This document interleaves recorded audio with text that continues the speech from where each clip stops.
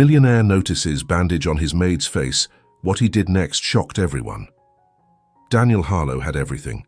A penthouse that overlooked the city, a company worth hundreds of millions, a reputation for being brilliant, calculated, and completely untouchable. People called him cold, emotionless, a man who cared more about profit margins than people, and for years he'd proven them right. Until the morning he saw the bandage. His maid, Elena Brooks, had been working for him for 3 months. Quiet, professional, invisible the way he preferred. But that morning, something was different. A thin white bandage covered the side of her face. Her hands trembled as she poured his coffee. And when he asked what happened, she lied. He knew it immediately, because Daniel Harlow built an empire by reading people. And Elena? She was hiding something that would shatter both their worlds. What he did next didn't just shock his staff. It changed everything he thought he knew about power, protection, and what it really means to save someone. Before we dive in, do me a quick favor. Drop a comment and let me know where you're watching from and what time it is for you right now. And if you're new here, hit that subscribe button and turn on notifications. We share powerful stories of hope, transformation, and second chances every single week. Now, let's get into it. The alarm went off at 5:45 a.m., like it did every morning. Daniel Harlow's hand reached out from under Egyptian cotton sheets, silencing it with practiced precision. He didn't need an alarm, really. His body had been trained over years to wake at exactly this time, regardless of how late he'd worked the night before. He sat up, the floor-to-ceiling windows of his penthouse revealing a city still mostly asleep, streetlights blinking against the pre-dawn darkness. Shower at 6 Rue, dressed by 6:20, first email check at 6:30, coffee at 7 Rue, meetings starting at 8 Rue, every day the same routine, predictable, controlled, efficient. Daniel Harlow didn't believe in chaos. He believed in systems, structures, and results. It's what had taken him from a middle-class kid with a computer science degree to the CEO of Harlow Tech Solutions, a company that provided cybersecurity to half the Fortune 500. By 35, he'd made his first 100 million. By 40, he'd tripled it. Now, at 42, he had more money than he could spend in 3 lifetimes, and absolutely no one to share it with. Not that he wanted anyone. People were complicated, messy, unpredictable. Daniel preferred his life exactly as it was, solitary, successful, and completely under his control. He stepped out of the shower, toweled off, and dressed in one of his dozen identical navy suits. White shirt, silver tie, black shoes polished to a mirror shine. He looked at himself in the mirror, sharp jaw, grey eyes, dark hair starting to silver at the temples. His father used to say he had his mother's eyes, but Daniel barely remembered her anymore. She died when he was 8, and his father had worked himself to death by the time Daniel was 23. Maybe that's why he understood loneliness so well. He'd been living with it most of his life.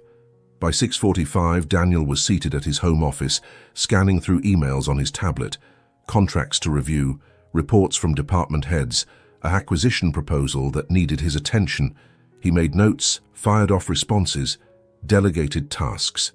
By the time 7 rolled around, he was ready for coffee. He walked to the kitchen, a massive space of white marble and stainless steel that looked like it belonged in a magazine spread. Because it did. Architectural Digest had featured his penthouse 2 years ago. Daniel had allowed it only because his PR team insisted it was good for the company image. He never cooked, barely used the kitchen except for coffee. That's what staff was for. He had a chef who came 3 times a week to prep meals, a cleaning service that came every other day, and Elena, his live-out maid who came every morning at 6:30 to prepare his breakfast, tidy up, and handle the small daily tasks that kept his life running smoothly. She'd been working for him for 3 months now, hired through an elite domestic staffing agency after his previous housekeeper retired. Elena Brooks, 28 years old according to her file, excellent references, spotless background check, punctual, professional, and most importantly, silent. She never tried to make small talk, never asked personal questions, never intruded on his space beyond what was necessary. Exactly what Daniel wanted. He heard the quiet sound of the service entrance opening, footsteps in the hallway. Soft, careful. Eleanor appeared in the kitchen doorway, already wearing her simple grey uniform, the standard he required of all household staff. "Good morning, Mr. Harlow," she said quietly, her eyes downcast. "Morning," Daniel replied without looking up from his tablet. She moved to the espresso machine, beginning the familiar ritual of preparing his coffee. 2 shots, dark roast, no sugar, splash of cream. Daniel had noticed over the 3 months she'd worked for him that Elena moved like a ghost. Efficient, but nearly invisible. She never dropped anything, never made unnecessary noise, never drew attention to herself. Some mornings he barely registered her presence at all, but this morning was different. As Elena reached for the coffee cup, her sleeve rode up slightly, and Daniel caught a glimpse of something on her wrist. A bruise, yellowish-green, fading but still visible. She noticed him looking and quickly pulled her sleeve down. Then she turned to bring him his coffee, and that's when he saw it. A bandage. White medical tape covering the left side of her face just below her cheekbone. Fresh. Recent. Daniel's eyes locked on it. Eleanor set the cup down carefully, her hands trembling slightly. "Your coffee, Mr. Harlow." "Eleanor." She froze. "Yes, sir?" "What happened to your face?" She touched the bandage reflexively, a nervous gesture. "Oh, this? It's nothing, just a small accident." "What kind of accident?" Her smile was practiced, automatic. "I wasn't paying attention and walked into a cabinet door. Silly, really, I should be more careful."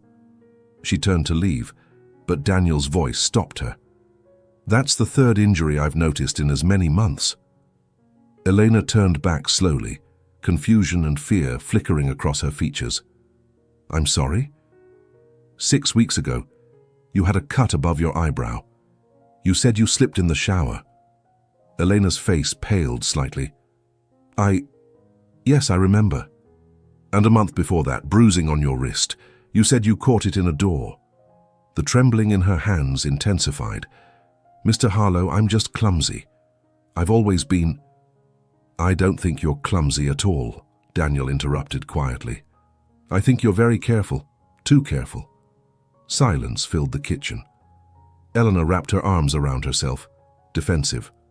"With all due respect, sir, my personal life is my own business." Daniel studied her, really looked at her for perhaps the first time since she'd started working for him. Mid to late 20s, dark hair usually pulled back in a neat bun, brown eyes that never quite met his. She was pretty, he realized, or would be if she didn't look so haunted. "You're right," he said finally. "I apologize for overstepping." Relief washed over her face. "Thank you, sir. Will there be anything else?" "No, that's all." Elena nodded and retreated quickly, disappearing into the back of the penthouse to begin her cleaning routine. Daniel sat alone with his coffee, staring at the spot where she'd stood. Something about the interaction bothered him. He'd built a career on reading people, on seeing through lies and misdirection, on knowing when someone was hiding something, and Elena Brooks was definitely hiding something. The question was, why did he care? He'd had staff come and go for years. Their personal lives had never been his concern as long as they did their jobs. But something about those trembling hands, about the fear in her eyes when he'd pressed her, about the careful way she moved, like someone trying not to be noticed. It reminded him of something, someone, his mother. The memory came unbidden. He couldn't have been more than 7 or 8. His mother standing in the kitchen of their small apartment, wearing sunglasses indoors. His father asking what happened, her saying she'd walked into a door. The same excuse Elena had just used. Daniel had been too young to understand then. But years later, after his mother's funeral, his aunt had pulled him aside and told him the truth. His father had been violent, not often, but enough, and his mother had hidden it, made excuses, protected the man who hurt her, until the day she'd tried to leave. That's when the car accident happened, except it wasn't an accident. His father had been driving drunk, angry, chasing her. She'd died. He'd survived with barely a scratch, and Daniel, 8 years old, had lost the only person who'd ever truly loved him. He shook his head, pushing the memory away. That was 34 years ago, different time, different situation. Elena's injuries were probably exactly what she said, accidents. He was reading too much into it, projecting his own trauma onto a stranger. Daniel drained his coffee and stood. He had meetings to get to, a company to run, no time to play amateur therapist for his housekeeper. But as he gathered his things and headed for the door, he couldn't quite shake the image of Elena's trembling hands, or the fear in her eyes when he'd questioned her. The day passed in a blur of conference rooms and contract negotiations.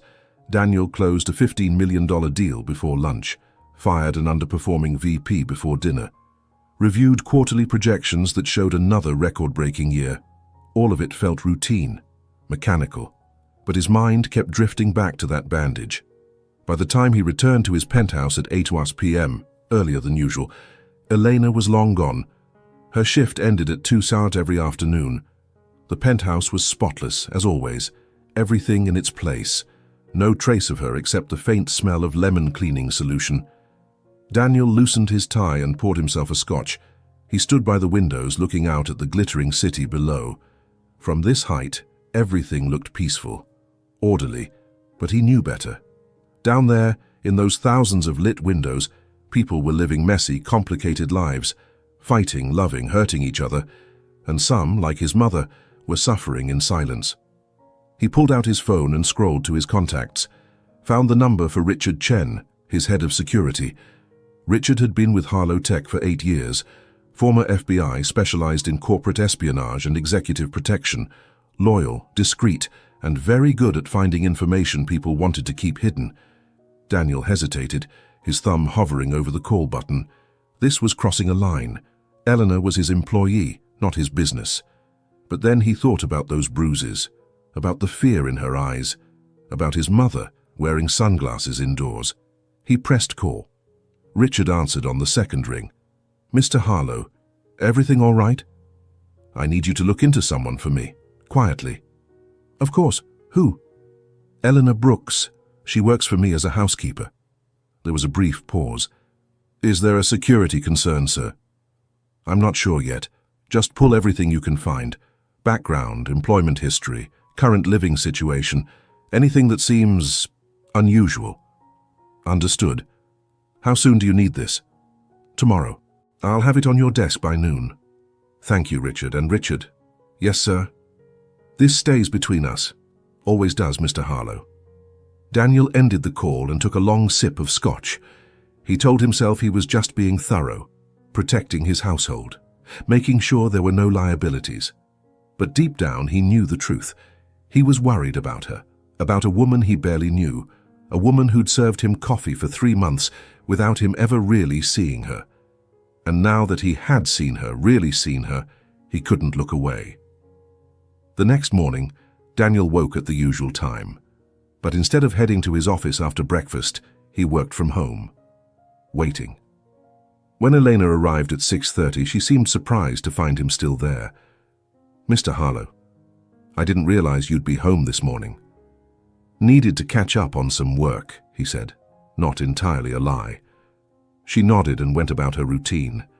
But Daniel watched how she moved carefully, protecting her left side, watched how she flinched when he raised his voice during a phone call with a vendor, watched how she constantly glanced toward the door like she was planning an escape route. At 11:45 his phone buzzed, a message from Richard. "Report ready. Sending to your secure email now." Daniel opened his laptop. The file appeared, 12 pages of meticulously gathered information. He started reading, and with each line his jaw tightened. Elena Marie Brooks, born April 14th, 28 years old.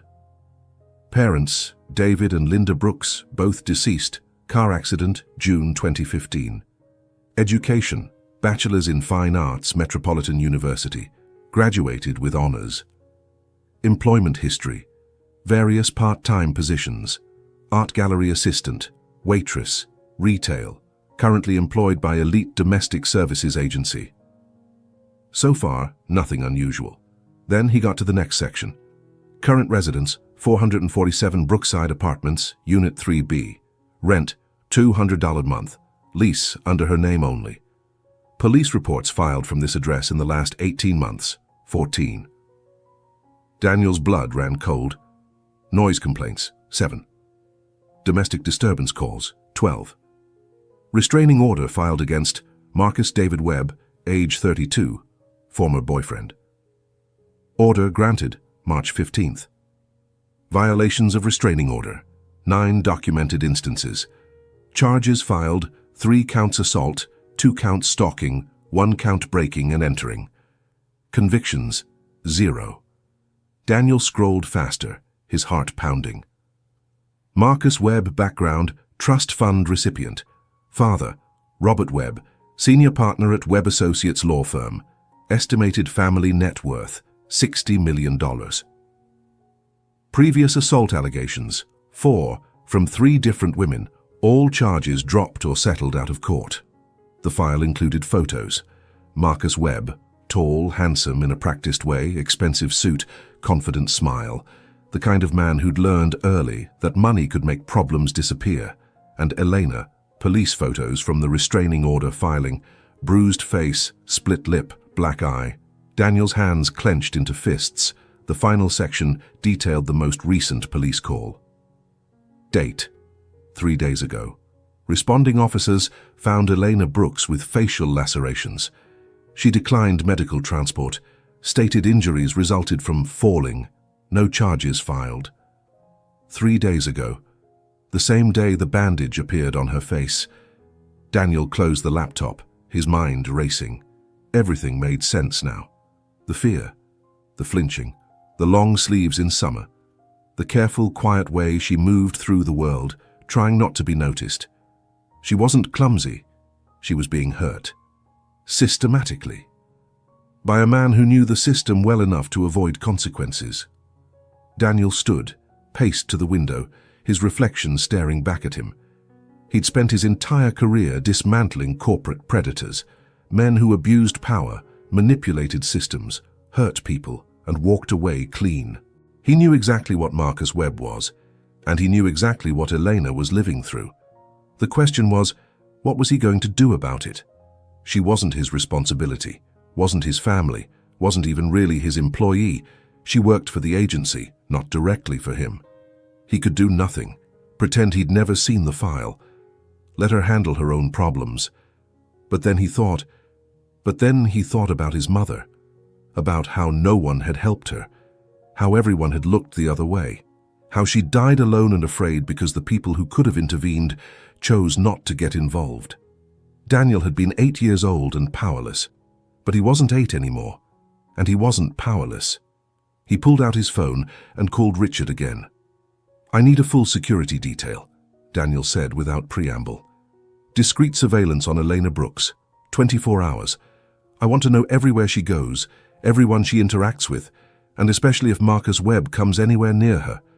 "Understood. When do you want this to start?" "Immediately." "Consider it done." Daniel ended the call and checked the time. 1:47 p.m. Elena would be leaving in 13 minutes. He walked to the kitchen where she was finishing the last of her duties, wiping down the already spotless counters. "Elena."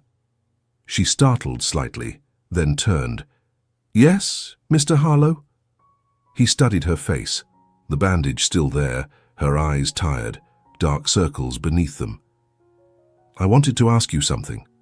Wariness crept into her expression. "Of course." "Are you safe?" The question hung in the air between them. Eleanor's face went carefully blank. "I don't understand what you mean, sir." "I think you do." She set down the cloth she'd been using, her hands gripping the edge of the counter. "Mr. Harlow, I appreciate your concern, but I assure you I'm fine." "Are you?" "Yes." "Then why do you look terrified right now?" Her breath caught. For a moment, she looked like she might break, might tell him the truth. But then her walls went back up, higher than before. "I need this job," she said quietly.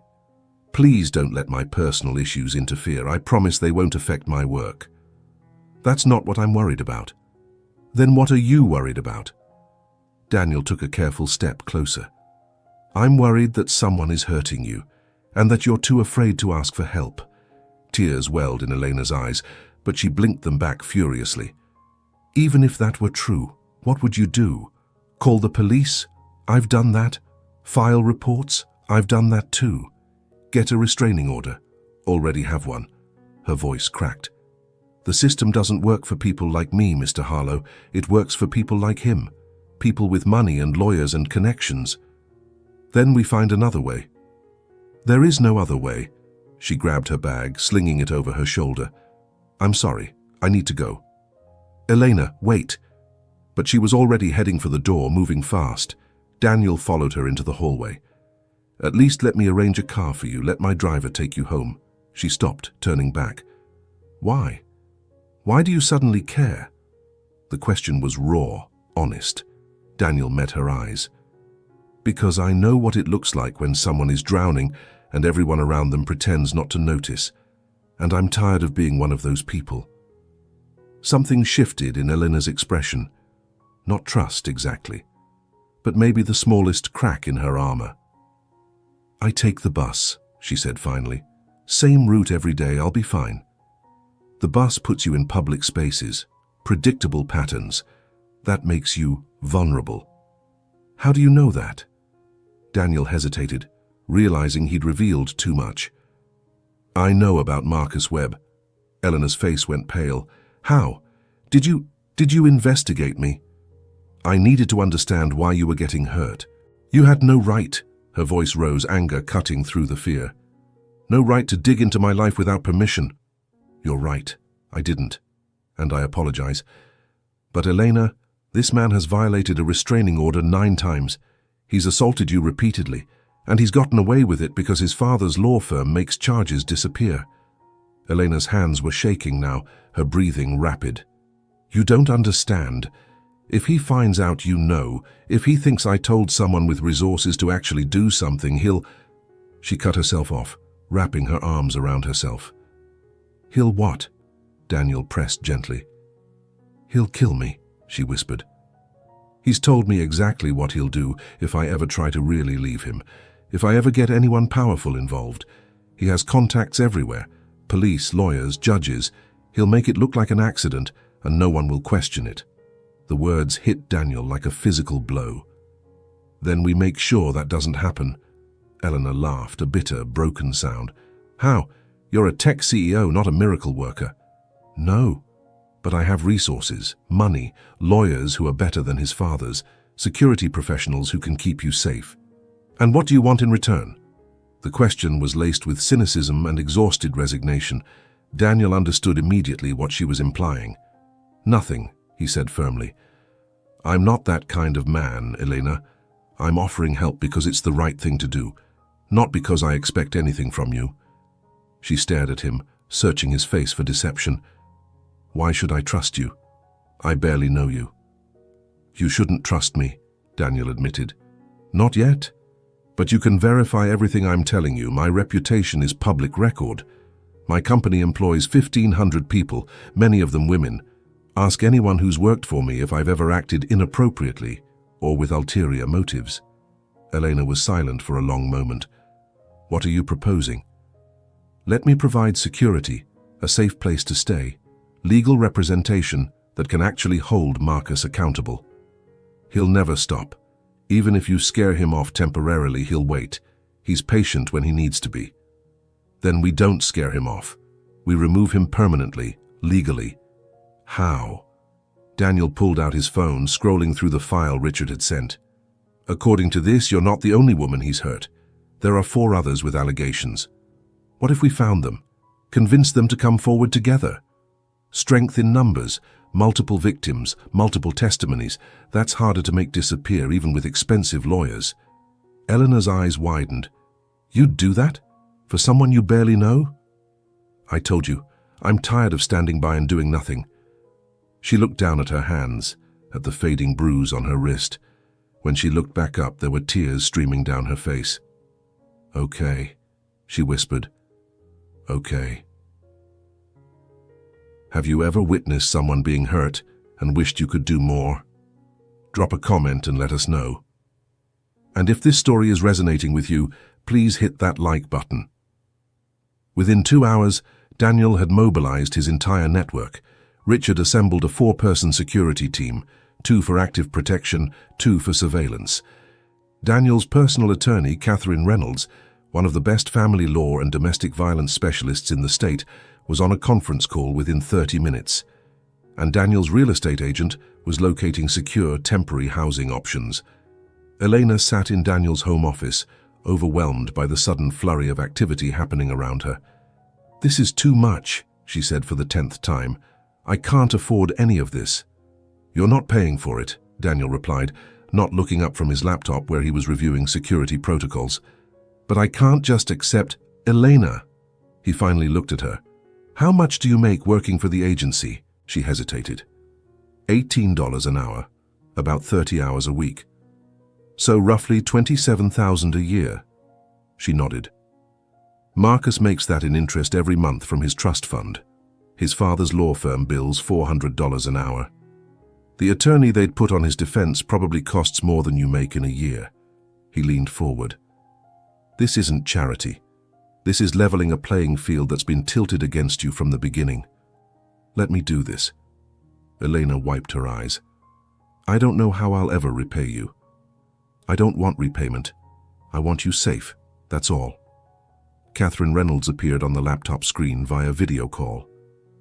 "Mr. Harlow, I've reviewed the file you sent. This is definitely actionable, but we need to move carefully. Marcus Webb's family will fight back hard." "I'm counting on it," Daniel said. "The harder they fight, the more attention this gets. And attention is the last thing they want on a serial abuser." Catherine nodded approvingly. "I like the way you think. Elena, I'm going to need you to walk me through everything. Every incident, every injury, every threat. I know it's going to be difficult, but the more detail we have, the stronger our case." Elena took a shaky breath. "Okay, where do I start?" "The beginning. When did you first meet Marcus Webb?" For the next 2 hours, Elena recounted her story. She'd met Marcus 2 years ago at an art gallery where she was working. He'd seemed charming, successful, interested in her work. They'd started dating. At first, everything was perfect. He was attentive, generous, supportive of her art. 6 months in, he'd suggested she move into his apartment, a luxury high-rise she could never afford on her own. That's when things changed. He became controlling, didn't want her going out without him, got angry when other men looked at her, accused her of cheating whenever she spent time with friends.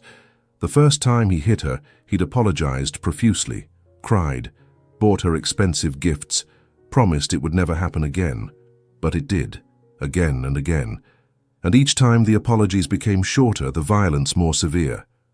When she finally tried to leave, he'd threatened her, said he'd destroy her reputation, make sure she never worked in the art world again. Said he had connections that could make her disappear if she ever went to the police. She tried anyway, filed reports, got the restraining order, but Marcus always found ways around it.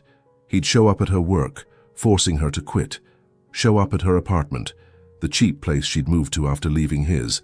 The police would come, document the violation, and nothing would happen. His father's lawyers would make calls, charges would disappear, and Marcus would be back angrier than before. 3 days ago, he'd forced his way into her apartment. She'd tried to fight him off. He'd slammed her against a wall, her face hitting the corner of a picture frame. The bandage Daniel had seen was covering those stitches. By the time Elena finished, she was crying openly. Catherine's expression was a mixture of professional composure and barely contained fury. "Elena, I'm going to be very clear with you. What you've described is not just domestic violence. It's stalking, assault, battery, unlawful imprisonment, and criminal threatening. Any one of these charges carries serious prison time." "But his lawyers always make it go away," Elena said helplessly. "Not this time," Catherine replied firmly. "Not with the evidence we're going to build, not with multiple victims testifying, and not with the resources we're bringing to this fight." She looked at Daniel. "I'm going to need carte blanche on this. It's going to be expensive. Investigators, expert witnesses, potentially a civil suit in addition to criminal charges." "Whatever it costs," Daniel said without hesitation. "Just make sure he never hurts anyone again." Catherine smiled grimly. "Consider it done. By 8 p.m., a plan was in place. Starting immediately, Elena would move into a secure apartment in one of Daniel's properties, a building with 24-hour security, controlled access, and no public record of her residence. The security team would maintain surveillance on Marcus, documenting any attempts to contact or locate Elena. Catherine would begin reaching out to the other women Marcus had hurt, offering legal representation and protection if they were willing to testify, and Daniel would personally fund the entire operation. "I still can't believe this is happening," Elena said, as she gathered the few belongings she'd brought to work that morning. The security team was already at her apartment, packing her essentials under strict protocols to ensure Marcus didn't know where she was going. "Believe it," Daniel said. "You're not alone anymore." Elena looked at him, really looked at him for the first time since she'd started working for him 3 months ago. "Why are you really doing this? And please don't just say it's the right thing to do." Daniel was quiet for a moment, considering his answer. "My mother was in a relationship like yours," he said finally, "with my father. She never got the help she needed, and she died because of it." Elena's hand went to her mouth.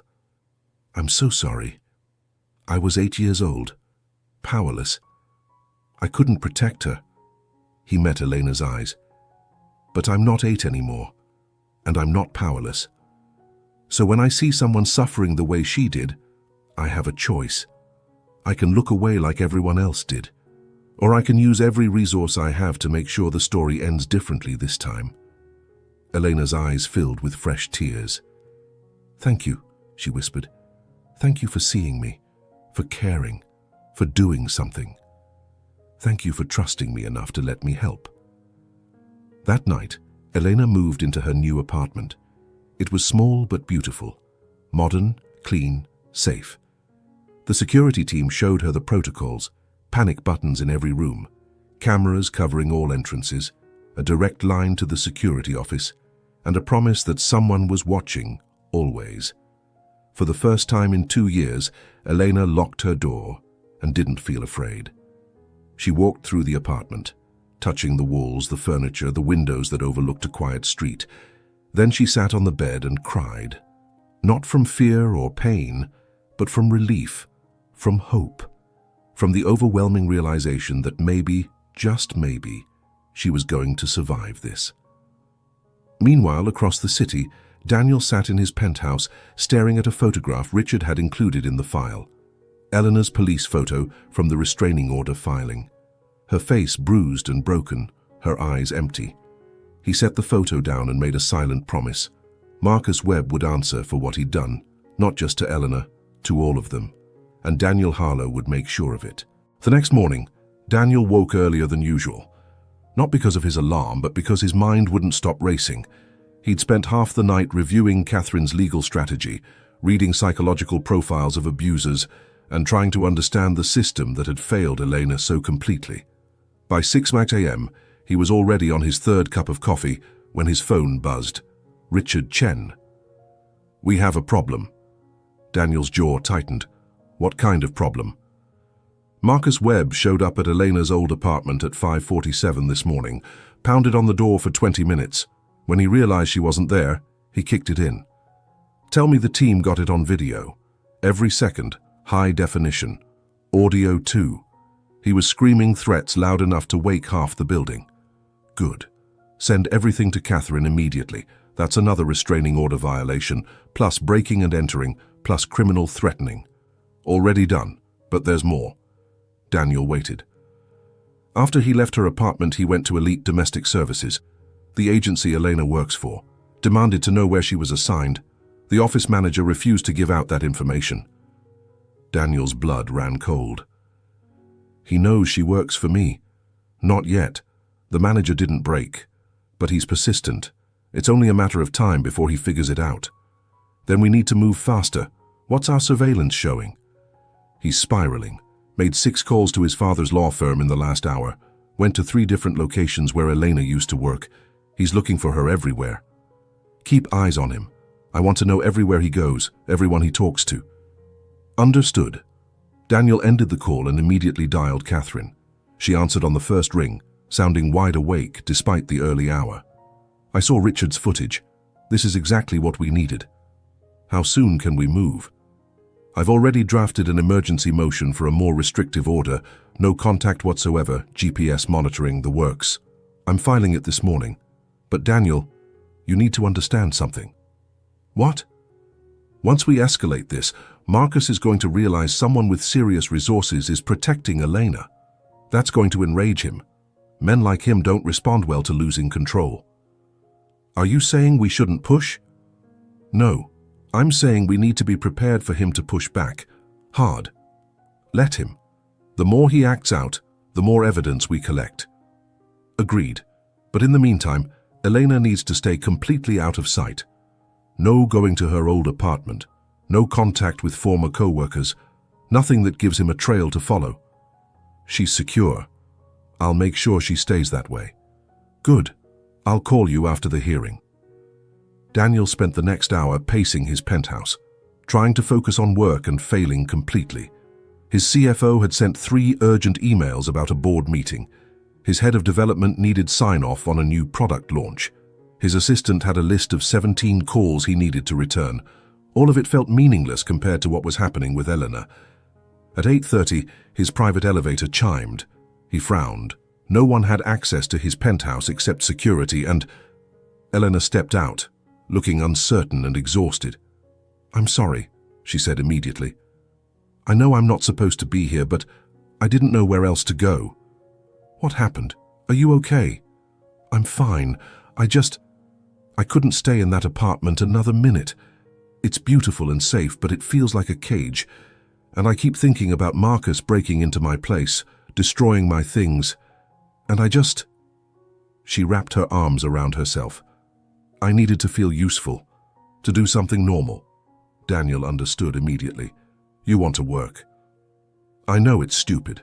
You're paying for everything, and I'm already costing you so much, and—" "It's not stupid," Daniel interrupted gently. "You want your life back, I get it." Eleanor looked up at him gratefully. Can I just do some cleaning, some organizing, anything to keep my hands busy?"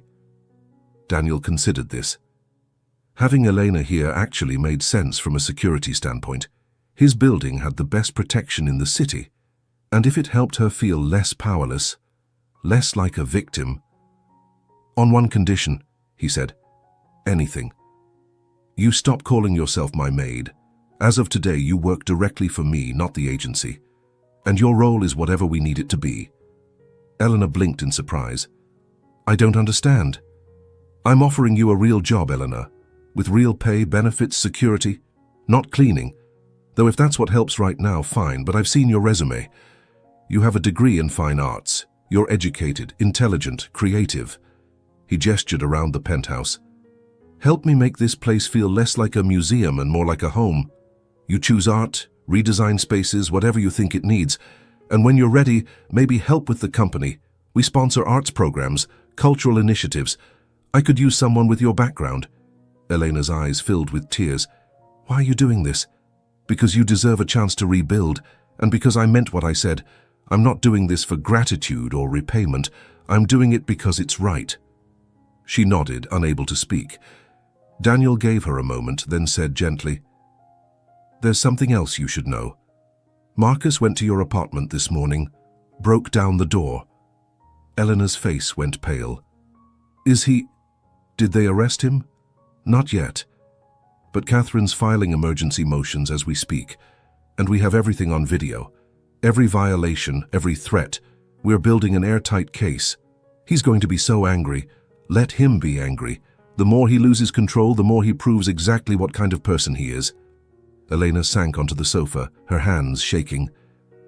"I've been afraid for so long. I don't know how to not be afraid anymore." Daniel sat across from her, keeping a respectful distance. "You don't have to stop being afraid.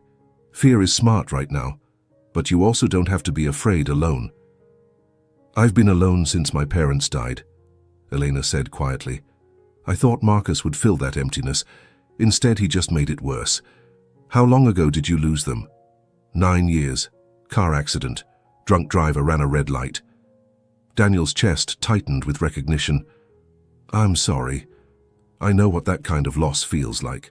Your mother? He nodded. And my father, years later. Heart attack. Or maybe just a broken heart.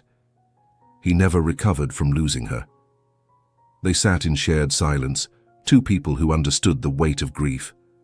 Finally, Elena spoke. The worst part about Marcus wasn't the hitting. It was how he made me believe I deserved it. That I was lucky he loved me at all. That no one else would ever want someone as broken as me. You're not broken, Daniel said firmly. You're surviving. There's a difference. Sometimes I'm not sure. I am. Elena looked at him, really looked at him. You're not what I expected. What did you expect? Someone cold, distant.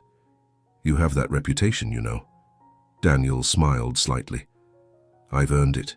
I've spent 20 years building walls, keeping people at arm's length, telling myself that success was enough. What changed? I saw a bandage on someone's face and realized I was tired of pretending not to see people's pain. Over the next several days, a new routine emerged.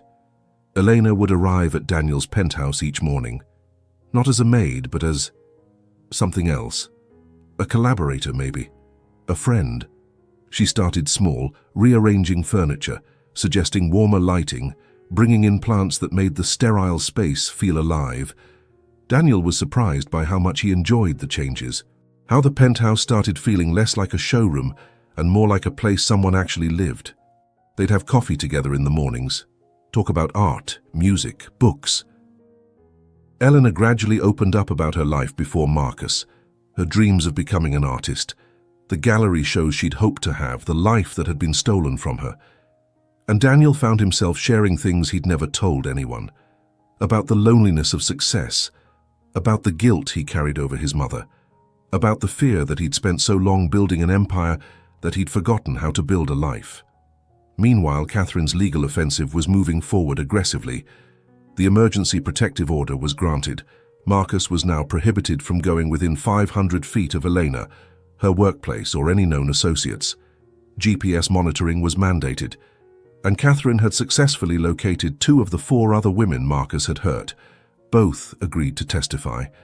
Both had similar stories: charming courtship, escalating control, violence, threats, and legal intimidation that made them too afraid to pursue justice. Until now. We're building something powerful here, Catherine told Daniel during one of their daily update calls. 3 victims, extensive documentation, a pattern of behavior spanning 5 years. The DA's office is finally taking this seriously. When can we expect charges? Soon. But I need to warn you, Marcus's father has hired Vincent Castellano. Daniel recognized the name. Castellano was one of the most notorious defense attorneys in the state. Expensive, ruthless, and frighteningly effective. Let him, Daniel said calmly. Better lawyers just mean a bigger spotlight when we win. I like your confidence, but Castellano doesn't play fair. Expect him to come after Elena's credibility, her mental health, her past. He'll try to make her the villain. Then we make sure the evidence speaks louder than his lies. If this story is moving you, please take a moment to hit that subscribe button and turn on notifications. We share stories of hope and justice every week. The confrontation came sooner than expected. Daniel was working in his home office when building security called. Mr. Harlow, we have a situation. A Marcus Webb is in the lobby demanding to see you. Daniel's blood ran cold. How did he get my name? He claims he has information you need about Elena Brooks. Should we remove him? Daniel thought quickly. This could be the opportunity they needed. Marcus making direct threats to someone with resources to fight back. Is Elena in the penthouse? No, sir. She left 20 minutes ago with the security detail for her therapy appointment. Good. She was safe. Send him up, but have security standing by. Are you sure, sir? Positive. 3 minutes later, the elevator doors opened. Marcus Webb stepped out, and Daniel's first thought was how ordinary he looked. Not a monster, just a man in an expensive suit with perfect hair and a practiced smile, until you looked at his eyes. Cold, calculating, predatory. Mr. Harlow, Marcus said smoothly, extending his hand. Thank you for seeing me. Daniel didn't take the offered hand. You have 60 seconds before I have you removed for violating a protective order. Marcus's smile didn't waver. I'm not here to violate anything. I'm here as a courtesy, to warn you. Warn me about what? About the mistake you're making by involving yourself with Eleanor Brooks. Daniel leaned back against his desk, arms crossed. I'm listening. Eleanor is troubled, Marcus said carefully. Unstable. She has a history of making false accusations when relationships end badly. I tried to help her, gave her everything, and she repaid me with lies. Interesting theory. Except the hospital records, police photos, and witness statements tell a different story. Marcus's expression hardened slightly. Those can be explained. She's self-destructive, hurts herself for attention. And the restraining order violations? The breaking and entering this week? The recorded threats? Misunderstandings that my attorneys will easily clarify. Daniel smiled coldly. Your 60 seconds are up. I'm not finished. Yes, you are. Marcus took a step closer, his mask finally slipping. You don't know who you're dealing with. My family has connections you can't imagine. We've made bigger problems than you disappear. Is that a threat? It's a fact. Whatever Elena's told you, whatever you think you know, it won't matter. My father's firm will destroy her credibility. We'll bury you in legal fees. And when this is over, Elena will have nothing. No job, no reputation, no one willing to help her. Daniel pushed off the desk, standing to his full height. Your turn to listen. I've built a company worth $500 million. I employ 1,500 people. I have legal teams in 4 countries. And unlike you, I earned every dollar instead of inheriting it from Daddy. He stepped closer, his voice dropping to something dangerous. You think your father's law firm scares me? I've faced down corporate raiders, hostile takeovers, and federal investigations. Your family's money is nothing compared to the resources I can bring to this fight. Marcus's jaw clenched. You're making a mistake. No, you made the mistake. You hurt someone I care about, and now you're going to face actual consequences for the first time in your privileged life. I love her, Marcus said, and for a moment Daniel almost believed the emotion was real. Everything I did was because I love her. She just doesn't understand. Love doesn't leave bruises, Daniel interrupted sharply. Love doesn't send someone to the hospital. Love doesn't make someone afraid to exist. You don't understand our relationship. I understand exactly what you are. A coward who uses violence to control people weaker than you. Who hides behind lawyers and family money instead of facing justice. Marcus's face flushed with rage. She's mine. She'll always be mine. And whatever protection you think you can offer, it won't last forever. Eventually you'll get bored. Move on. And when you do, I'll be waiting. Daniel pulled out his phone and tapped a button. Instantly, 2 security guards appeared from the elevator. Mr. Webb was just leaving, Daniel said calmly. Please escort him out, and make sure he understands that if he comes within 500 feet of this building again, he'll be arrested. Marcus straightened his suit, his composure returning. This isn't over. Yes, it is. You just don't know it yet. As the guards led Marcus away, Daniel heard him say one last thing. Tell Elena I'll see her soon. The elevator doors closed. Daniel immediately called Richard. Marcus just left my building. I want every word of that conversation documented and sent to Catherine, and double the security on Elena. He's not backing down. Understood. How did he seem? Desperate, which makes him more dangerous. We'll keep her safe. Daniel ended the call and stood at the window watching the city below. His hands were shaking slightly, not from fear, but from rage. Men like Marcus had been getting away with violence his entire life. But not this time. Not if Daniel had anything to say about it. When Elena returned later that evening, Daniel was still in his office. She knocked softly on the open door. Hey, security said Marcus was here. Daniel looked up, concern immediate. Are you okay? I'm asking you the same thing. What did he want? To intimidate me, it didn't work. Eleanor sank into the chair across from his desk. What did he say? Daniel considered lying, softening it. But Elena deserved the truth. He said I'd get bored eventually, that when I did he'd be waiting for you. Elena's face went pale, but she nodded like she'd expected this. He's right, you know. About what? Eventually this will become too much, too complicated, too expensive, and you'll realize I'm not worth all this trouble. Daniel came around the desk, kneeling in front of her chair so they were eye level. Look at me. She did, tears streaming down her face.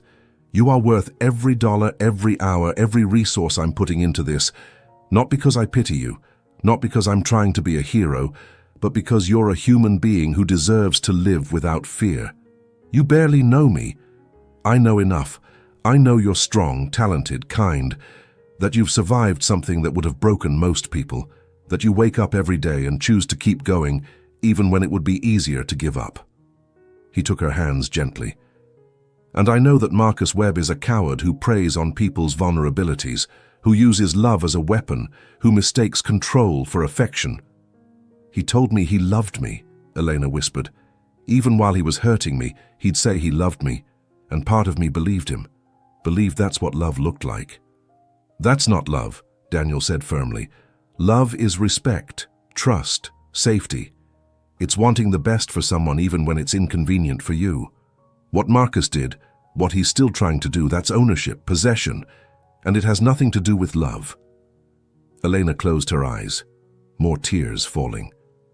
I wasted 2 years of my life on him, 2 years I'll never get back. You didn't waste anything, you survived, and now you're rebuilding. That takes more strength than he'll ever have. She looked at him, really looked at him. Why are you so kind to me? Daniel sat back on his heels, considering the question. When I was 8 years old, I watched my mother shrink. Every day she became a little smaller, a little quieter, a little more invisible. My father didn't hit her often, but when he did, she'd make excuses, wear makeup to cover bruises, smile through the pain. His voice roughened, and everyone around us pretended not to notice. Neighbors, family, teachers, they all saw the signs but chose to look away, because getting involved was messy, uncomfortable, easier to pretend everything was fine. Daniel, she died believing she deserved it, believing no one cared enough to help, and I've carried that guilt my entire life, that I was too young, too powerless to save her. He met Elena's eyes. So when I see someone suffering the way she did, I have a choice. I can look away like everyone else, or I can use the power I've spent 30 years building to actually make a difference. Elena reached out, touching his face gently. You're not doing this just for me. You're doing it for her. Maybe. But that doesn't make it any less important. They stayed like that for a moment, the vulnerability between them raw and honest. Then Elena spoke softly. I'm scared of what happens next, of the trial, the testimony, facing Marcus in court, of what he'll do when he realizes he's really losing control. You won't face it alone. Promise? Promise. The next 2 weeks passed in a blur of legal preparations. Catherine worked tirelessly, building a case so thorough, so documented, that even Castellano's reputation couldn't dismantle it. The other 2 victims, Jennifer and Sophia, were deposed. Their stories were heartbreakingly similar to Elena's. Marcus's pattern was clear: target vulnerable women, isolate them, control them through a combination of charm and violence, then use his family's resources to escape consequences. But this time the consequences were coming. If convicted on all counts, Marcus faced up to 15 years in prison. His father's law firm immediately went on the offensive. Castellano held a press conference painting Marcus as a victim of vindictive exes and a corrupt system. He suggested Elena and the other women were conspiring for financial gain, implied Daniel was using his wealth to manipulate the justice system. The media coverage was brutal, but Catherine was ready. She released carefully curated evidence: police photos, medical records, witness statements, surveillance footage. The narrative shifted.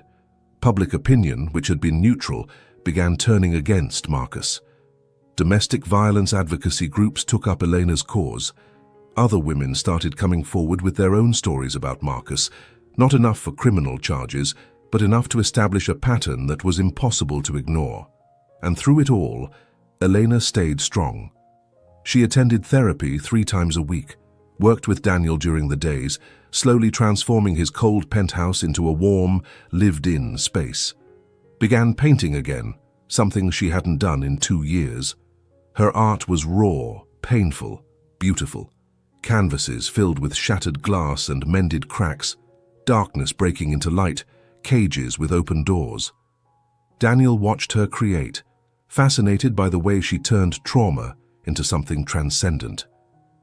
"You're incredibly talented," he said one evening, standing in the spare room he'd converted into a studio for her.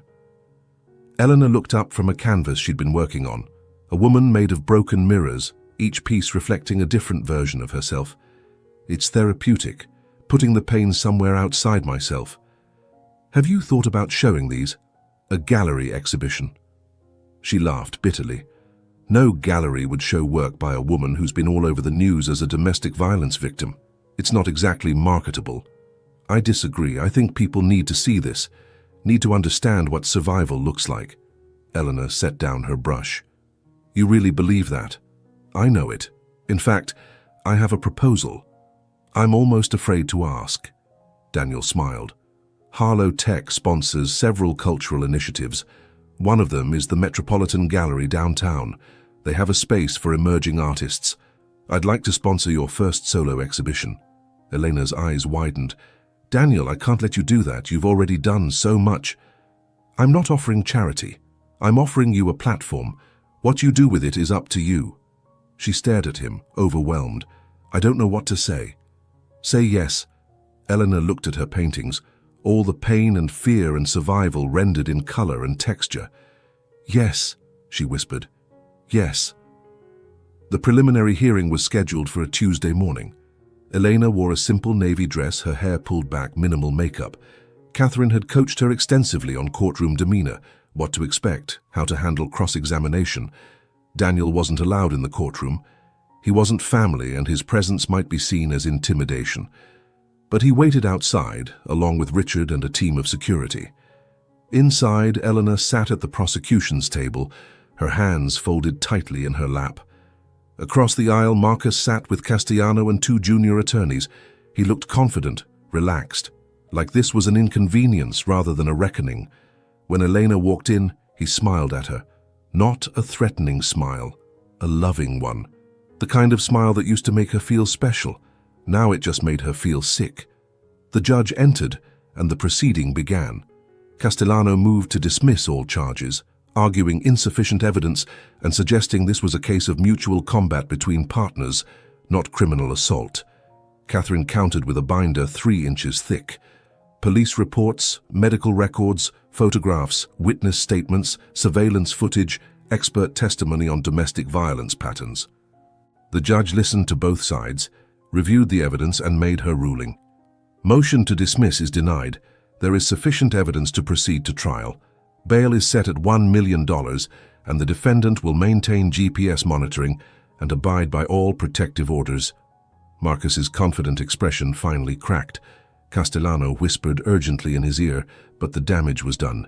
This was going to trial, and for the first time in his life, Marcus Webb's money might not be enough to save him. Outside the courtroom, Eleanor emerged, looking drained but relieved. Daniel was there immediately. "How did it go?" "We're going to trial." "That's good news." "Is it? Now I have to testify, have to face him in court, have to relive everything in front of strangers." Daniel gently guided her away from the reporters already gathering. "You don't have to do this if you don't want to. We can explore other options." "No," Elena said firmly. "I want this. I need this. Not just for me, but for Jennifer and Sophia, for all the women he's hurt. Someone has to hold him accountable." "Then we'll be with you every step of the way." As they walked toward the car, a reporter broke through security. "Ms. Brooks, is it true you're in a relationship with Daniel Harlow? Are you doing this for money?" Eleanor froze. Before Daniel could respond, she turned to face the reporter. "I'm doing this because Marcus Webb is a violent criminal who's escaped justice too many times, And if powerful men using their resources to protect vulnerable people makes you uncomfortable, maybe you should ask yourself why. She turned back to Daniel. Let's go home. That evening, Elena's response went viral. Domestic violence advocacy groups shared it. Celebrities amplified it. The narrative shifted even further. This wasn't about money or revenge. This was about justice, and people were listening. Do you believe survivors should have to prove themselves in court, or should the system better protect them from the beginning? Let us know in the comments. 2 months passed between the preliminary hearing and the trial. 2 months during which something unexpected happened. Daniel and Elena, thrown together by circumstance, began to genuinely care for each other, not as rescuer and victim, but as two people who understood loss, loneliness, and the courage it takes to rebuild. They'd have dinner together most nights, talk for hours about everything and nothing. Daniel found himself laughing more than he had in years. Elena found herself trusting again, believing she could have a life beyond fear. One evening, as they stood in her makeshift studio, looking at the collection of paintings she'd created, Daniel spoke. "Can I ask you something personal?" "Haven't we moved past asking permission?" Elena smiled. "Do you ever think about what happens after the trial, after Marcus is convicted, after you're finally free?" Elena was quiet for a long moment. "I used to think freedom meant being alone, that trusting anyone was too dangerous, that I was better off building walls and staying behind them. And now?" She turned to face him. "Now I think maybe freedom means choosing who you let in. And maybe I'm ready to start choosing." Daniel's heart stuttered. "Elena, I know the timing is terrible. I know I'm still healing, still broken in a lot of ways, and I know you didn't sign up for anything beyond helping me escape. That's not—" "Let me finish," she said gently. "You've given me so much. Safety, hope, a future I didn't think I'd have. But the thing I'm most grateful for is the way you see me. Not as a victim, not as a charity case, but as a person worth knowing."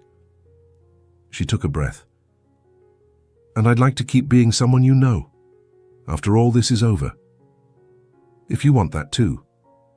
Daniel stepped closer, his hand coming up to gently cup her face. "I haven't wanted anything this much in 20 years. "But," Elena prompted, hearing the hesitation, "but I don't want you to feel obligated, or like this is somehow payment for my help. I need you to know that everything I've done, everything I'm still doing, it's not conditional on you feeling anything for me." Elena smiled, tears glistening in her eyes. "I know. That's why I feel this way." She reached up, covering his hand with hers. "Marcus used to say he loved me while he hurt me. You've protected me while asking for nothing in return. That's how I know the difference." "The difference?" "Between someone who wants to own you and someone who wants you to be free." Daniel's thumb brushed across her cheek, wiping away a tear. "I want you to be free, Elena. Free to choose, free to leave, free to build whatever life you want. And if what I want includes you," he smiled, "then I'd be the luckiest man alive." She leaned up, and he leaned down, and their lips met in a kiss that was soft and tentative and full of promise, not born from desperation or gratitude, but from genuine affection, mutual respect, and the understanding that sometimes the best relationships grow from the unlikeliest circumstances. When they pulled apart, both were smiling. "This is probably going to complicate things," Elena said. "Probably," Daniel agreed. "Worth it. Absolutely." The trial began on a cold Monday in November. The courthouse was packed with reporters, advocates, and curious onlookers. Elena sat at the prosecution table between Catherine and an advocate from a domestic violence organization. Across the aisle, Marcus sat with his team of expensive lawyers, looking every bit the wronged gentleman. The jury was selected, 8 women, 4 men, ranging from their 20s to their 60s. Catherine's opening statement was powerful and precise. She laid out the pattern of abuse spanning 5 years and 3 victims, described Marcus as a predator who used wealth and connections to escape consequences. promised evidence so overwhelming that the jury would have no choice but to convict. Castellano's opening was equally compelling.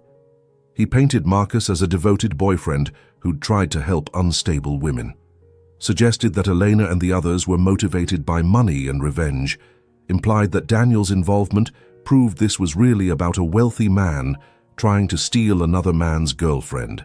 The character assassination had begun. The prosecution called its first witness, Jennifer Morrison, 29, Marcus's first known victim. She testified about the 3 months they'd dated 5 years ago, how he'd been charming initially, then controlling, then violent, how she'd ended up in the emergency room with a broken rib, how Marcus's father had offered her $50,000 to drop the charges, how she'd been so afraid and broke that she'd taken it, how she'd regretted it every day since. Castellano's cross-examination was brutal.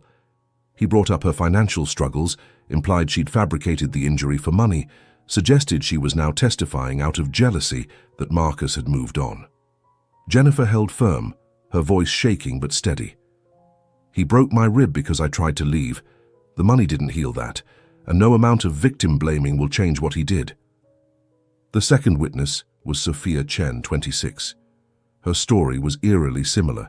Charm, control, violence, legal intimidation, settlement. Then came the expert witnesses, a psychologist specializing in domestic violence who explained the pattern of abuse, the cycle of violence, why victims often return to their abusers, a forensic analyst who walked through the photographic evidence, bruises, cuts, broken bones. Each witness built on the last, creating an undeniable picture of systematic abuse. Finally, on the third day, Catherine called Elena to the stand. Elena stood, her legs shaking as she walked to the witness stand. Every eye in the courtroom was on her. The jury, the reporters, Marcus. She placed her hand on the Bible and swore to tell the truth, as if she'd come this far to lie now. Catherine approached with a gentle smile, giving her a moment to settle. "Ms. Brooks, can you tell the jury how you met the defendant?" Elena took a breath. 2 years ago, I was working at the Riverside Gallery. He came in during an exhibition opening. What was your first impression of him? He seemed charming, interested in art, interested in me.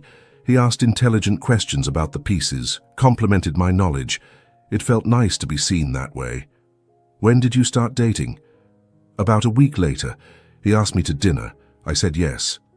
Catherine walked her through those early months, the gifts, the attention, the way Marcus made her feel special, valued, loved, then the shift. When did his behavior change? Eleanor's hands gripped the armrests.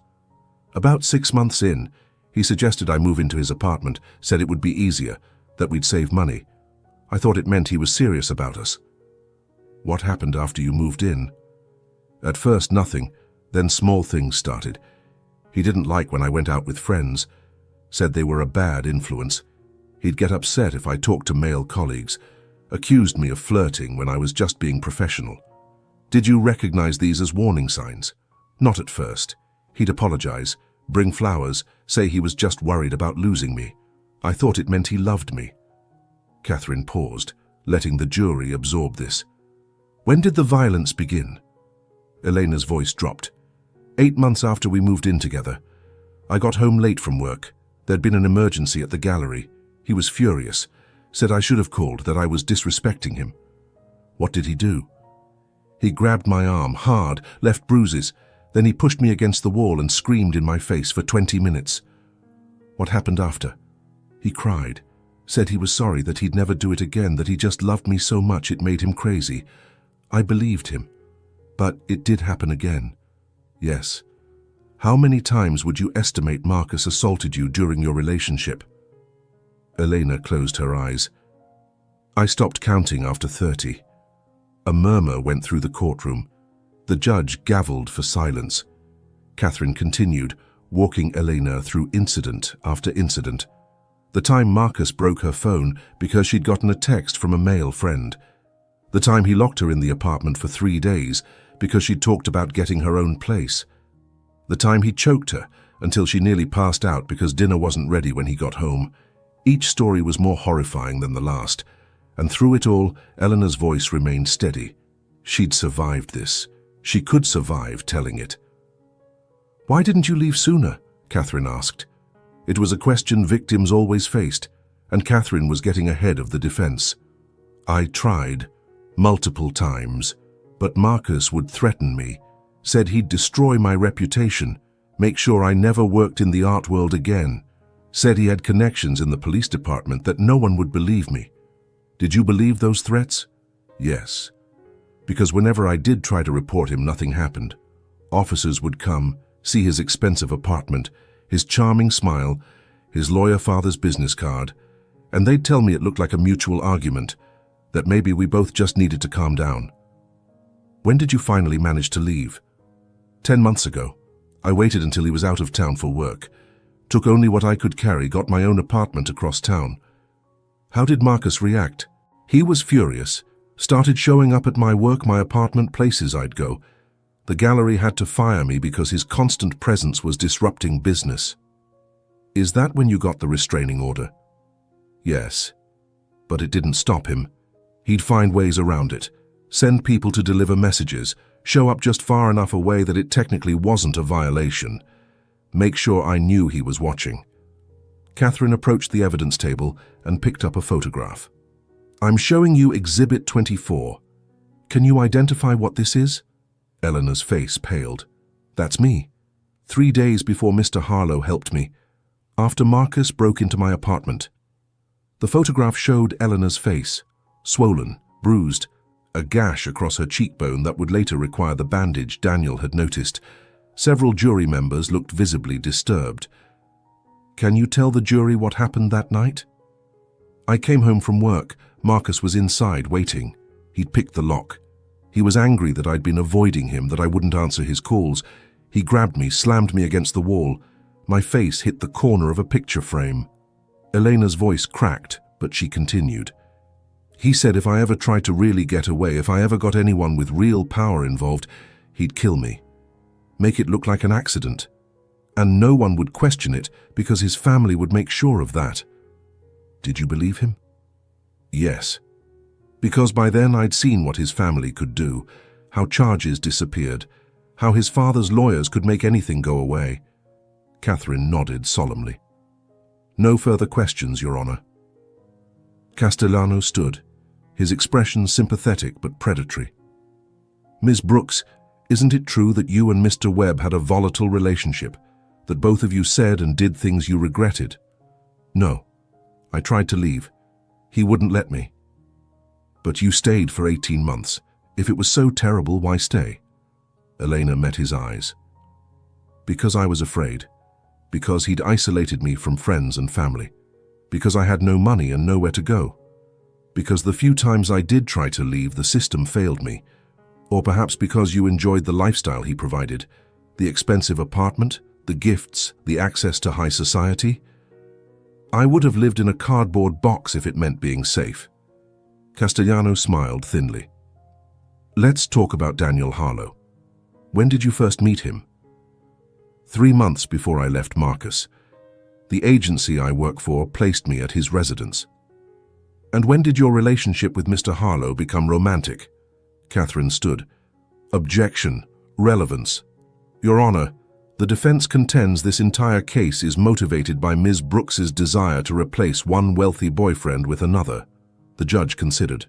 "I'll allow it, but get to your point, Mr. Castellano.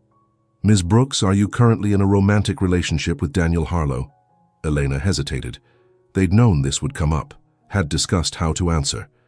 "We've developed feelings for each other, yes, but that happened after he helped me escape Marcus." "How convenient. A tech billionaire falls for his maid just in time to fund an expensive prosecution against your ex-boyfriend." "It's not like that." "No? Mr. Harlow is paying for your legal representation, your housing, your security. Isn't it true that you're testifying because you're financially dependent on him?" "I'm testifying because Marcus Webb beat me repeatedly and threatened to kill me. Daniel's support has nothing to do with that." "Doesn't it? You've gone from a struggling housekeeper to living in luxury, dating a billionaire, and about to have your own art exhibition sponsored by his company. Quite an upgrade from your previous life." Elena's hands clenched. "My previous life involved being terrified every day. Yes, Daniel has helped me, but that doesn't make Marcus's abuse any less real.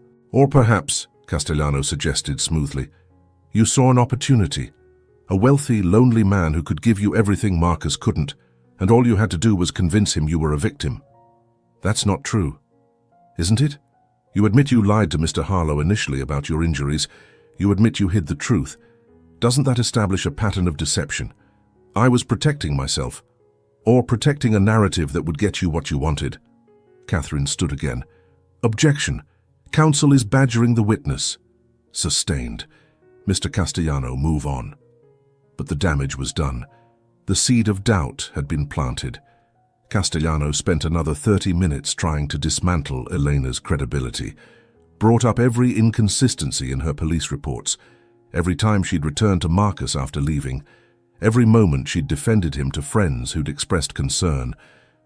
By the time he finished, Elena was exhausted and shaken, but she'd held firm, hadn't broken, hadn't let him twist her truth into his lies.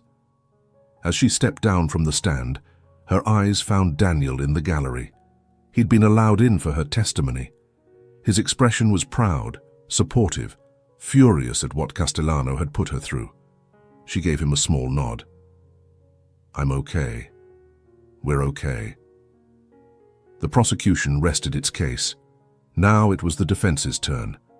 Castellano called character witnesses who testified that Marcus was a generous philanthropist, a devoted son, a man of excellent reputation, called a psychologist who suggested Elena might have borderline personality disorder, making her prone to unstable relationships and false accusations, called Marcus's father, who testified that his son had never shown violent tendencies, that these accusations were clearly a conspiracy to extort money.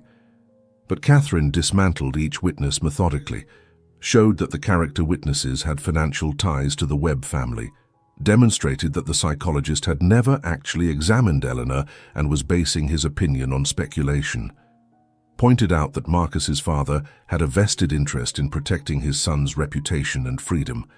Finally, Castellano made a calculated risk. He called Marcus to the stand. Marcus took the oath, looking every bit the wronged victim. Under Castellano's questioning, he painted a picture of a loving relationship destroyed by Elena's instability. I loved her, he said, his voice breaking convincingly. I tried to help her. She had no family, no money, struggled with depression. I provided for her, supported her dreams, gave her everything I could. And how did she repay you? When I couldn't give her more attention, more money, more time, she became angry, started accusing me of things I never did. I think she wanted to hurt me the way she felt hurt. Did you ever strike Ms. Brooks? Never intentionally. We had arguments like any couple. Once or twice things got physical, but it was always mutual. She'd push, I'd push back. It was never one-sided. What about the restraining order violations? I was trying to talk to her, to understand why she was doing this. I never threatened her. I just wanted to resolve things peacefully. It was a masterful performance. Sympathetic, believable, just vulnerable enough to seem genuine. Then Catherine stood for cross-examination. Mr. Webb, you testified that the violence was mutual. Is that correct? Yes. So Ms. Brooks hit you as often as you hit her? Essentially. Catherine walked to the evidence table. I'm showing you exhibits 12 through 31. Police photographs of Ms. Brooks taken over 18 months. Can you point out your injuries in any of these photographs? Marcus shifted uncomfortably. I didn't photograph my injuries. Because you didn't have any, did you? I had bruises. Did you ever seek medical treatment for these alleged bruises? No. Did you ever file a police report claiming Ms. Brooks assaulted you?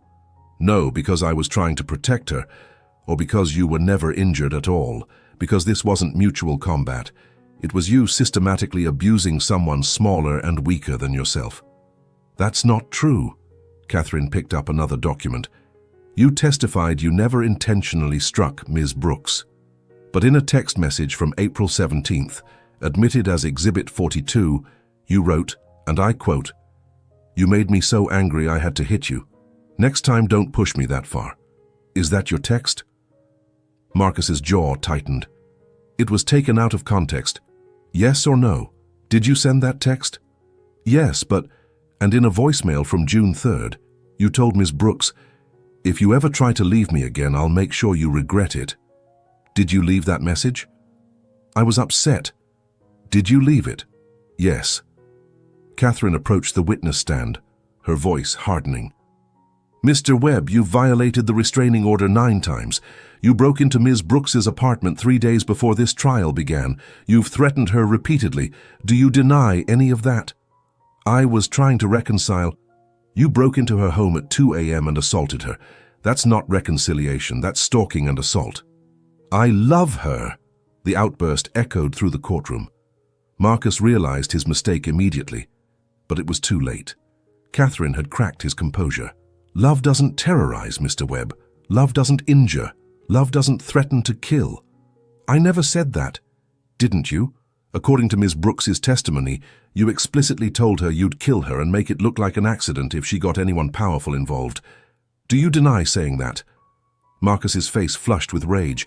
She's a liar. She's lying about everything because some rich man is paying her to... Answer the question. Did you threaten to kill her? No. But his body language betrayed him. Clenched fists, trembling hands, the vein pulsing in his forehead. Catherine let the jury see it. See the anger he could barely control in a courtroom full of people.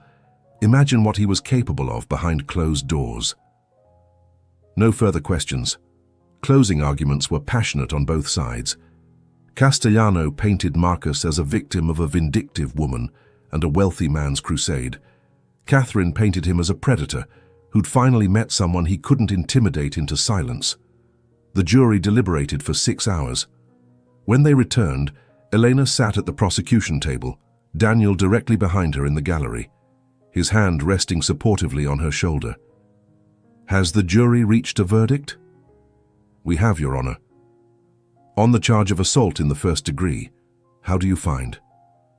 Guilty. Elena's breath caught. On the charge of stalking, how do you find? Guilty. One by one, guilty verdict after guilty verdict, on every count. When the foreman finished, Marcus sat in stunned silence. His father's face was ashen. Castellano was already preparing appeals arguments, but Elena felt something she hadn't felt in 2 years.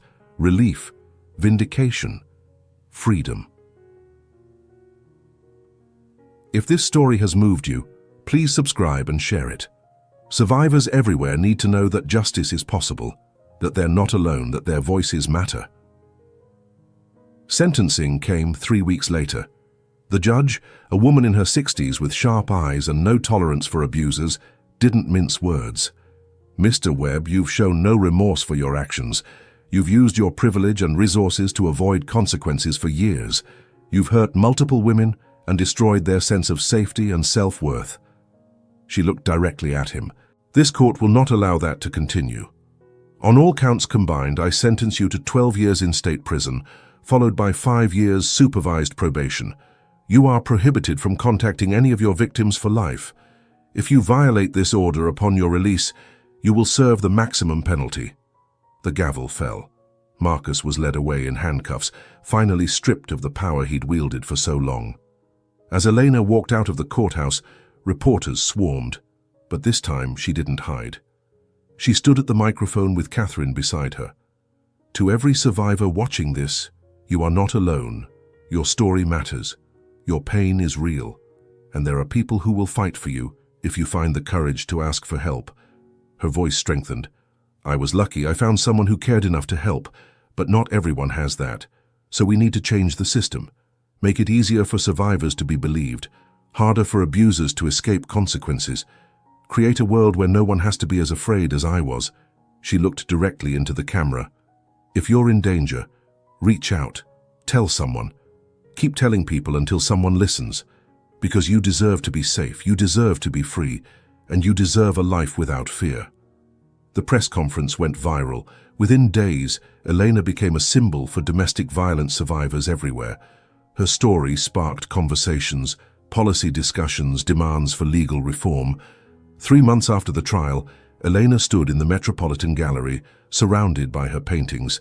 The exhibition was called Fracture and Repair. 40 pieces documenting her journey from captivity to freedom. Each canvas told a story of pain, yes, but also of resilience, of breaking and healing, of finding strength in the broken places. The gallery was packed: art critics, collectors, survivors, advocates, people who'd followed her story and wanted to see how she'd transformed trauma into beauty. Daniel stood beside her, his hand resting gently on the small of her back, not possessive, just present. "Nervous?" he asked quietly. "Terrified," Elena admitted. "What if they hate it? What if it's too raw, too painful, too—" "It's perfect," Daniel interrupted gently, "because it's honest, and people need honesty." A woman approached, middle-aged, well-dressed, tears streaming down her face. "I just wanted to thank you," she said to Eleanor. "My daughter, she was in a relationship like yours. She didn't make it out." Eleanor's heart clenched. "I'm so sorry." "Seeing your work, seeing your strength, it helps. It reminds me that she fought, that she wasn't weak for staying, and that maybe, if she'd had the support you found, she'd still be here." The woman took Elena's hands. "Thank you for surviving, for speaking up, for making sure other mothers don't lose their daughters the way I lost mine." After she walked away, Eleanor had to excuse herself. She stepped into a quiet corner, tears streaming down her face. Daniel followed, pulling her into his arms. "I can't save everyone," she whispered against his chest. "I can't bring back the ones who didn't make it. No, but you can honor them by living, by creating, by showing the world what survival looks like." Elena pulled back, looking up at him. "How did I get so lucky to find you in the middle of all that darkness?" Daniel smiled, brushing a tear from her cheek. "I think we found each other. I was just as lost as you were, just in a different way. And now? Now I know what it means to live instead of just exist." By the end of the night, 12 of Elena's paintings had sold. Several to collectors who wanted to support her work.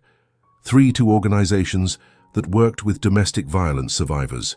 And one, the largest piece, a woman made of shattered glass being pieced back together by gentle hands, to Daniel. "You're supposed to be an impartial sponsor," Elena teased as the gallery director marked it as sold. "I'm allowed to appreciate art," Daniel replied. "Besides, I want to wake up every morning and see a reminder of the strongest person I've ever met." Elena laughed, the sound genuine and free. "You're impossible. And you love me anyway." The words hung in the air. Neither of them had said it explicitly before, had danced around it, implied it, shown it in 1,000 small ways. But this was the first time either had spoken it out loud. Elena's breath caught. "Yeah," she said softly. "I do." Daniel's smile was brilliant. "Good, because I love you too." He pulled a small box from his jacket pocket. Elena's eyes widened. "Daniel, before you panic, this isn't what you think." "Well, not exactly." He opened the box to reveal a delicate silver bracelet with a single charm, a small bird in flight. "I wanted to give you something to mark this moment. Not who we are to each other, but who you are to yourself, free, healed, choosing your own path." He took the bracelet out and fastened it around her wrist. "When you're ready, whether that's 6 months or 6 years from now, I'll ask you the bigger question. But for now, I just want you to know that I see you, all of you, the broken parts and the healed parts, and I love every single piece." Elena stared at the bracelet, tears streaming down her face. "It's perfect," she whispered. "You're perfect." "I'm really not," Daniel said with a laugh. "I'm workaholic, emotionally stunted, and I have the decorating sense of a hospital administrator." "Had," Elena corrected. "Past tense. You've gotten much better. Because you taught me what a home should feel like." They stood together in the middle of the gallery, surrounded by art and people and possibility. And for the first time in longer than either could remember, the future felt bright. 6 months later, Eleanor received a letter. It was forwarded through Catherine's office. No return address, careful security protocols. She opened it cautiously. Dear Ms. Brooks, my name is Rebecca Torres. I saw your story on the news. I watched your testimony. I read about your art exhibition. And I realized I'm living the life you escaped. My boyfriend is like Marcus. Charming one minute, violent the next. Controls where I go, who I see, what I wear. I've tried to leave 3 times. Each time he finds me, convinces me to come back, promises it'll be different. It never is. I don't have money for lawyers, don't have connections to powerful people, don't have anywhere safe to go. But your story gave me hope that maybe, somehow, there's a way out. I don't know what I'm asking for, maybe just for someone to believe me, to tell me I'm not crazy for being afraid. Thank you for surviving, for speaking up, for showing people like me that we don't have to live like this. Maybe someday I'll be brave enough to leave too. Rebecca. Elena read the letter 3 times, her heart breaking. Then she called Catherine. I need you to find someone for me. Who? Rebecca Torres. She's in an abusive relationship. She needs help. Elena, we can't take on every case. Then I'll pay for it myself. From the exhibition sales, I have money now, use it. Catherine was quiet for a moment. You know you can't save everyone, right? No, but I can save someone, and that matters. All right, send me everything you have. I'll find her. 2 weeks later, Rebecca Torres was in a safe house. Her abuser was under investigation, and Elena had added another painting to her collection, a woman reaching down to pull another woman up from darkness. She titled it, Paying It Forward. 1 year after Marcus's conviction, Daniel took Elena back to the rooftop restaurant where he'd first started to truly see her. Not the one where they'd had their blind date. That was a different story. This was the place where, months into knowing each other, he'd asked her to dinner, not as an employer or protector, but as someone who wanted to know her heart. They sat at the same table, city lights glittering below. Do you remember the first time we came here? Daniel asked. Of course. You were so nervous you knocked over a wine glass. Daniel laughed. I'd faced down Fortune 500 CEOs without blinking, but asking you on an actual date terrified me. Why? Because for the first time in 20 years, I cared about the answer. Elena smiled, reaching across the table to take his hand. Best yes I ever said. Daniel stood, still holding her hand. Then I'm hoping you'll say it again. He knelt beside the table, pulling out a ring box. Eleanor's free hand flew to her mouth. Eleanor Brooks, you walked into my life when I'd forgotten how to live. You showed me that strength isn't about power or money. It's about getting up every time life knocks you down. You taught me that vulnerability isn't weakness, and that love is the bravest thing we can choose. He opened the box, revealing a simple, elegant diamond ring. I don't want to own you, or control you, or change you. I just want to stand beside you, support your dreams, and spend the rest of my life proving that love can be safe and kind and real. Tears streamed down Elena's face. Will you marry me? She didn't hesitate. Yes, yes, absolutely, yes. Daniel slipped the ring onto her finger, and Elena pulled him up into a kiss that felt like coming home. When they finally pulled apart, the entire restaurant was applauding. Elena laughed through her tears. How long have you been planning this? Since the day you told me you were ready to choose who you let in. And you've been waiting all this time. You were worth waiting for. Do you believe in love that heals? In second chances and new beginnings? Drop a comment and share your thoughts. And if this story touched your heart, please subscribe. We share stories of hope, resilience, and the power of human kindness every week. They were married 6 months later in a small ceremony. Not a lavish affair. Neither of them wanted that. Just close friends, family, and the people who'd walked beside them through the darkness. Catherine was there, beaming with professional pride and genuine affection.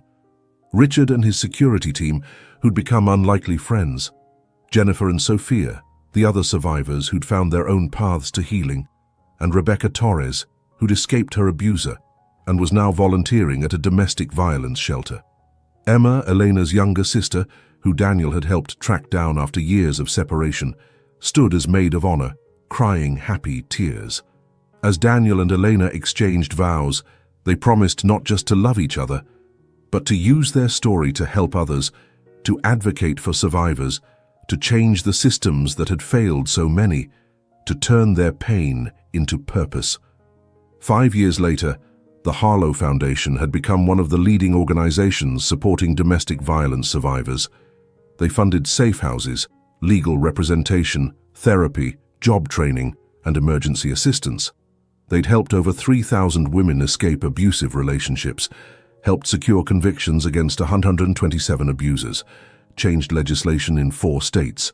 Elena ran the arts therapy program, using creative expression to help survivors process trauma. Daniel provided the resources and business expertise to scale their impact.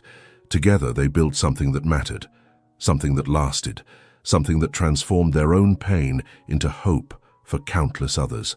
On the 5th anniversary of the day Daniel first noticed the bandage on Elena's face, they stood in their home, no longer the cold penthouse, but a warm townhouse filled with art and light and life. Their daughter, 3-year-old Hope, played with blocks in the corner, named not just for what they'd found, but for what they wanted to give the world. "Do you ever think about how different things could have been?" Elena asked, curled up against Daniel on the sofa. "Every day," Daniel admitted. "If I hadn't looked closely that morning, if I'd ignored what I saw, if I'd convinced myself it wasn't my business, we might never have found each other.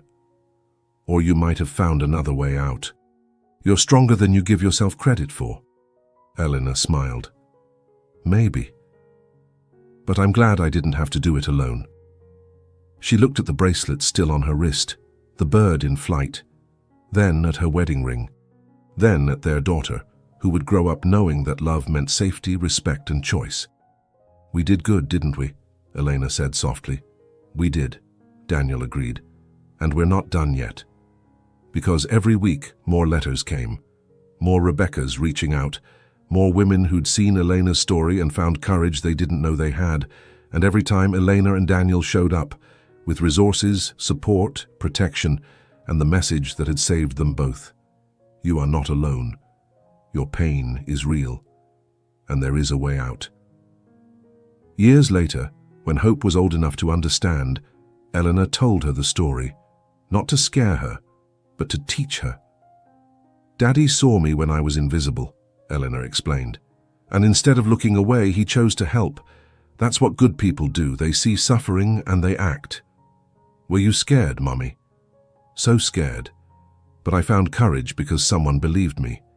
And that made all the difference." Hope thought about this. "When I grow up, I want to help people too." Eleanor smiled, pulling her daughter close. "Then Daddy and I will teach you how." Daniel stood in the doorway, watching his wife and daughter together. This life, messy, beautiful, meaningful, was nothing like the one he'd planned. He'd thought success meant building a company, accumulating wealth, achieving power. But real success was this: coming home to people who loved you, using your resources to lift others up, building a legacy that mattered beyond profit margins and stock prices. He thought about his mother, who never got her second chance, about 8-year-old Daniel, powerless to save her, and about the man he'd become, still imperfect, still learning, but finally using his power for something that truly mattered. Elena looked up and met his eyes, smiled that smile that still took his breath away, mouthed the words, "I love you." He mouthed them back, then joined his family on the floor, building towers with hope and laughing when they fell. Because they'd learned the most important lesson: beautiful things can be built from broken pieces. Love can grow from the darkest circumstances, and sometimes the person you save ends up saving you right back.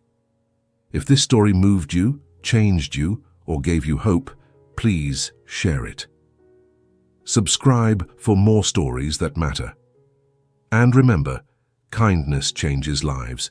Your compassion could save someone. Thank you for watching. Thank you for caring. Thank you for being part of the solution.